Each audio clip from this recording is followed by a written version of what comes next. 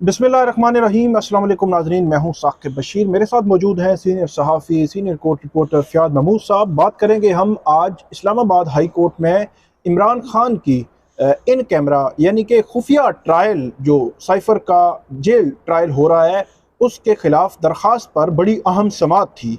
Justice मियां गुल हसन औरंगज़ेब ने यह समाअत की है। सलमान अकरम राजा पेश हुए थे। इमरान खान की जो बहनें हैं वो भी कमरे अदालत में मौजूद थी।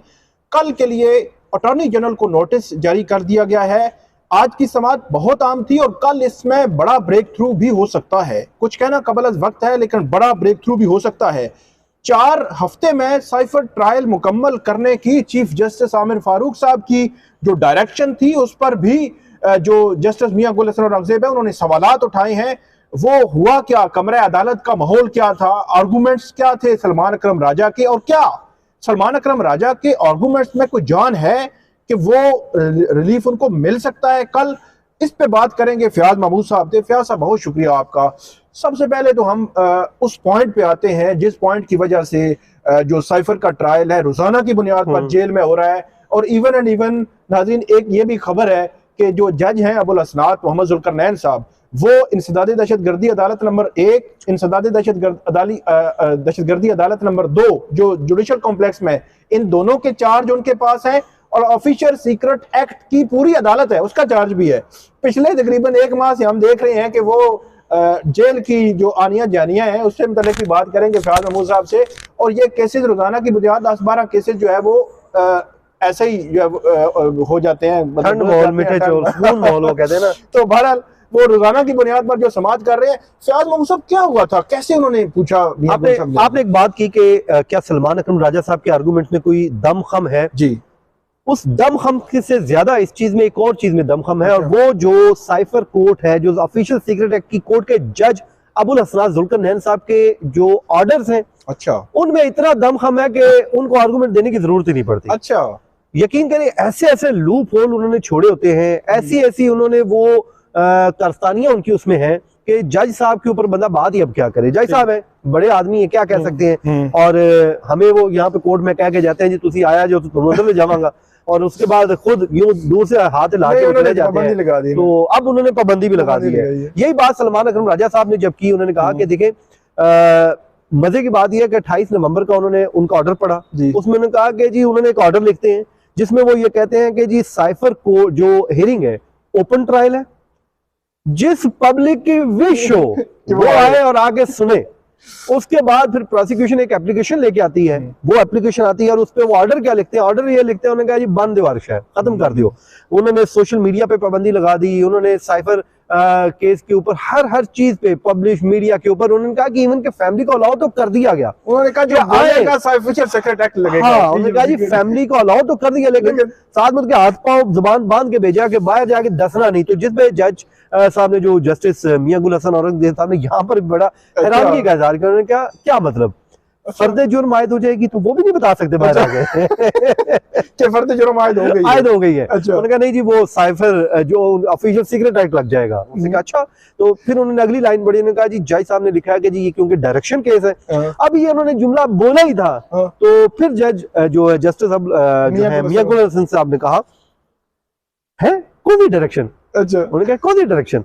तो उन्होंने कहा जी वो डायरेक्शन जो शाह महमूद कुरैशी साहब की दरखास्त से जमानत मुस्तरद की थी चीफ जस्टिस साहब ने, जी। और उन्होंने एक डायरेक्शन दे दी थी कि 1 मंथ का मैं टाइम दे रहा हूँ, 4 हफ्ते का टाइम है और इसको 24 दिसंबर तक। उसने कहा उस दिन से चल लगी हुई है। तो वहां पर एडिशनल अटॉर्नी जनरल साहब मनोवर इकबाल दुगर साहब खड़े थे। तो जज साहब उनकी तरफ मुखातिब हुए, कहा क्या ये सच है कि ये चल रहा है, डायरेक्शन चल रही है वहां पे? तो अब दुगल साहब सियाने आदमी, उन्होंने कहा सर इसमें FIA को जरा बुला लें, उनसे पूछ लें।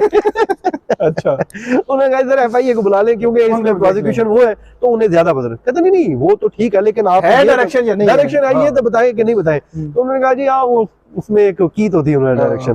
तो फिर जज साहब ने बड़े अहम ऑब्जर्वेशन दी है, वो जो है बड़ी अहम ऑब्जर्वेशन है।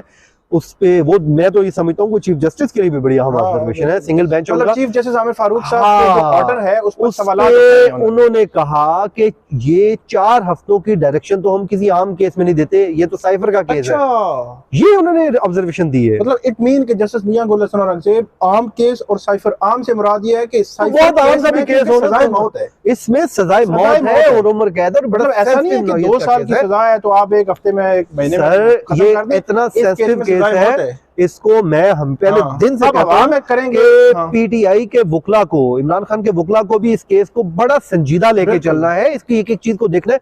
आज एक और बात भी हुई जी। ड्यूरिंग द प्रोसीडिंग, जो सलमान अकरम राजा साहब से जब उन्होंने चार्ज फ्रेम का पूछा, 2 सवालात पूछे, तो जाहिर है वो वहां पे ट्रायल नहीं कर रहे, तो इस पे भी एक ऑब्जर्वेशन आई है, वो पीटीआई के लिए पीटीआई के ऑब्जर्वेशन है, वकला के लिए। उनके वकला के लिए। उन्होंने एक ऑब्जर्वेशन ये दी, उन्होंने कहा कि जब उन्होंने इस्तफसार किया कि जो प्रोसिक्यूशन की एप्लीकेशन आई थी इन कैमरा की, क्या उस पर नोटिस किए थे, तो सलमान अकरम राजा थोड़े से बहुत ज्यादा वो सोचने में सोची पे आदत बना गया, तो वो सोचने लग पे। उन्होंने कहा यार, फिर उन्होंने कहा कि नहीं हुए, लेकिन मुनव्वर इकबाल दुगल साहब ने कहा कि नोटिस हुआ था, 13 को नोटिस हुआ, फिर 14 को। तो फिर अदालत ने जब इस्तफसार किया कि चार्ज फ्रेम कब हुआ है, तो वो राजा साहब को डेट वो भी याद नहीं थी। तो फिर जो इंतजार पर होता है वो मौजूद थे, वो उठ के आए, उन्होंने आके बताया जी 14 दिसंबर को चार्ज फ्रेम हुआ। तो तब जो है जस्टिस मियां गुल हसन औरंगजेब साहब ने कहा कि देखें, एक तो इस केस में कनेक्टिविटी मुझे दिखाई नहीं दे रही, ट्रायल कोई और कर रहा है, मतलब पीटीआई के पीटीआई के वकला उधर ट्रायल कोई और कर रहा है, अपीलें कोई और कर रहा है। फिर उन्होंने कल का भी हवाला दिया जो सिकंदर जुल्करनैन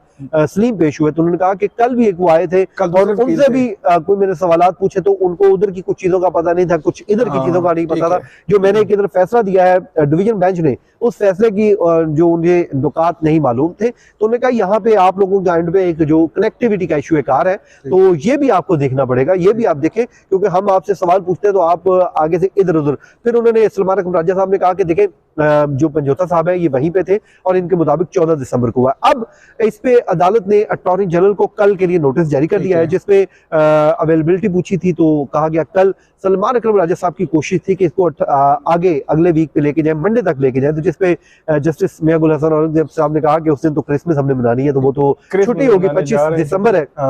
तो सलमान अकरम राजा ने कहा जी कल मैं अवेलेबल नहीं हूँ, क्योंकि मैंने इलेक्शन के लिए जाना है, नामजदगी जमा करवाना। उन्होंने कहा कि सब कुछ करेंगे जी, इलेक्शन के बाद में गए तो कहते हैं इलेक्शन भी लड़ेंगे, मुकदमात भी लड़ेंगे और सब कुछ करेंगे। और बहरहाल कल के लिए नोटिस कर दिया है, स्टे ऑर्डर मांगा था कि जी इस पे हुक्म इम्तना जारी कर दिया जाए, क्योंकि 10 इसमें जो विटनेस हो गए। लेकिन मैं एक और चीज में मुझे साकिब साहब, मैंने बाकी पूछा भी है राजा साहब से, राजा साहब से उन्होंने पूछा कि टोटल कितने इस पे आपके विटनेस है, उन्होंने कहा 10 तो हो गए, टोटल 68 है। तो मेरे ख्याल में उन्हें ये भी पता नहीं है 68, हाँ ये भी वो करेक्ट नहीं है, मेरे ख्याल में इसमें 28 है। तो मैंने वापसी पर उनसे सवाल पूछा, तो वो कह रहे थे हाँ, तो वो कह रहे थे कोई वापस हो जाएंगे, तो वो मेरे ख्याल मिक्सअप कर गए हैं, वो जो 190 मिलियन वाला, 59 वाला और वो उसको मिला के, मेरे ख्याल तो ये वही बात जो हाँ मियां गुल हसन औरंगजेब साहब वाला मामला, कि इनका आपस में वो थोड़ा सा ना वो केसेस का वो गिडमिड हुए ये होता है। कल आप देखें, कल 3 दरखास्तें थी, हम आपस में रह गए, ये गुंजल बन गया है, हमें समझ नहीं आ रही थी कि ये कौन सी दरखास्त है। रात को पूछ रहा था कि यार ये साइफर केस का कौन सा ऑर्डर आया है,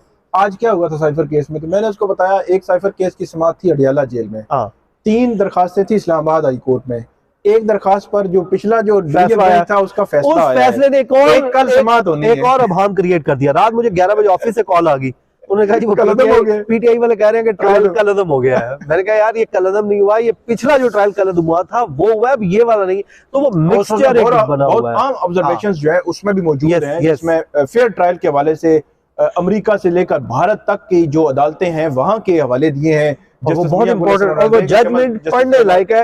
वो मैं हर बंदे को कहूंगा जी वो पढ़े, वो बहुत जबरदस्त जजमेंट लिखी है, 59 पेजेस की। और जज साहब के जो जज साहब के खिलाफ भी चार्ज शीट है, वो जज अब्दुल जुल्करनैन साहब के ऊपर तो पूरी उन्होंने चार्ज शीट लगा दी है। तो बहुत शुक्रिया फयाज महमूद साहब, आपने बड़ी तफसील के साथ बताया। तो नाजरीन हम आपको अपडेट करते रहेंगे, आप हमें फीडबैक जरूर दीजिएगा। अल्लाह हाफिज।